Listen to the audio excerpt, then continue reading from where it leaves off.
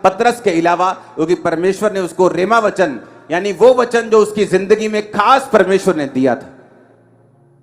Hallelujah. आपके घर में गेहूं है कि नहीं? है कि नहीं? क्या उसको खा सकते, भूख मिटा सकते? क्या वो अन्न नहीं है? क्या वो अन्न है कि नहीं? क्या फिर भी उसको खा सकते हैं? क्या नहीं खा सकते। उसका आटा बनाना पड़ेगा, उसको खाने योग्य करना पड़ेगा, तभी उसको खा सकते हैं। जो परमेश्वर का लिखा हुआ वचन है वो गेहूं की तरह है, और जो परमेश्वर का रेमा वचन है वो पिसे हुए गुथे हुए आटे की तरह है, जिसकी सिर्फ रोटियां बननी। आमीन। है तो वो भी वचन ही, लेकिन आपकी लाइफ में अभी पर्सनल नहीं हुआ, क्योंकि आपने अभी लिखा हुआ जो वचन है उसको पढ़ा नहीं है। आप परमेश्वर की प्रेजेंस में बैठे नहीं हैं। आपने पवित्र आत्मा के साथ समय नहीं बताया कि वो लिखे हुए वचन को आपकी जिंदगी में जीवित कर दे। एक व्यक्ति बीमार हो सकता है चर्च में, और उसे मालूम है कि जीसस क्राइस्ट के कोड़े खाने से मैं चंगा हो चुका हूं, लेकिन कभी प्रार्थना में नहीं बैठा। लेकिन जैसे ही वो प्रार्थना में बैठेगा, इस वचन को पढ़ेगा, इस वचन को रियलाइज करेगा कि जीसस ने मेरे लिए कोड़े खाए हैं, वो इस वचन के विषय में प्रार्थना करेगा, तो हो सकता है ये वचन पवित्र आत्मा एक दिन उसके जिंदगी में जीवित कर दे। और जैसे ही वचन जीवित होता है, उसको अंदर से मालूम होना शुरू हो जाता है कि नहीं, अब उसके कोड़े खाने से मैं सचमुच चंगा हो चुका हूं, ये बीमारी जाएगी, मैं नेक्स्ट टाइम जब डॉक्टर के पास जाऊंगा ये रोग जा चुका होगा और मेरी रिपोर्ट नॉर्मल होगी। मैं उस वचन की बात कर रहा हूं। आमीन। लेकिन ये प्रैक्टिकल चीजें हैं। जब आप परमेश्वर की प्रेजेंस में बैठते हैं, पवित्र आत्मा की मदद को मांगते हैं, तो वो आपकी लाइफ में आपको देता है। कितने इस बात को समझ रहे हैं? इसलिए उसने कहा हर एक वचन से जो प्रभु के मुख से निकलेगा तुम जीवित रहोगे। हर एक उस रेमा वचन से।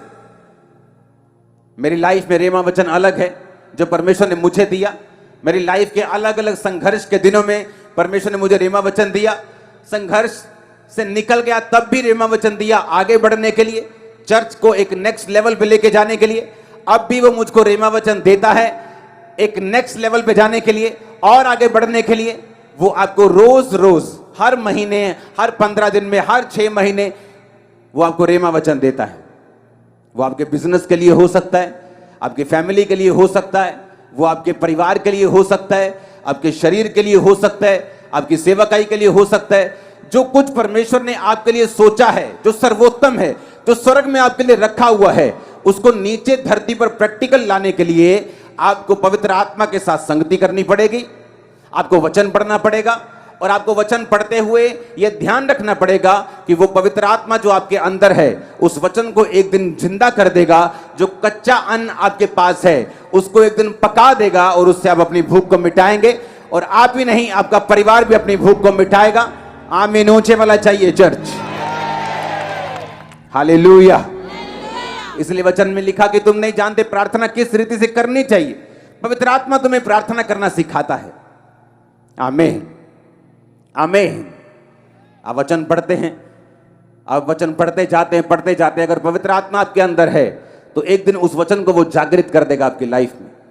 और जैसे ही वो वचन जीवित हो जाएगा, जैसे ही परमेश्वर का आत्मा जस्ट एक नैनो सेकंड में, आंख झपकने के टाइम में ही वो आपके साथ बात करेगा। और जैसे ही वो आपके साथ बात करेगा, आपको मालूम होगा मेरा हल हो चुका है। अब मुझे सिर्फ परमेश्वर की इस इंस्ट्रक्शन को फॉलो करना है, परमेश्वर के इस वचन को मानना है और आगे बढ़ना है। आमीन। बाइबल कहती है कि पवित्र आत्मा जिसका नाम ही पवित्र है, क्या आपको लगता है वो गंदी जगह में बैठेगा? उन जिंदगियों में बैठेगा जहां गंदगी है, जहां परमेश्वर के वचन के अनुसार वो नहीं चला जाता? आपको लगता है पवित्र आत्मा उन जगहों पे होगा? जब पवित्र आत्मा उन जगहों पे है ही नहीं, जब पवित्र आत्मा लाइफ में है ही नहीं,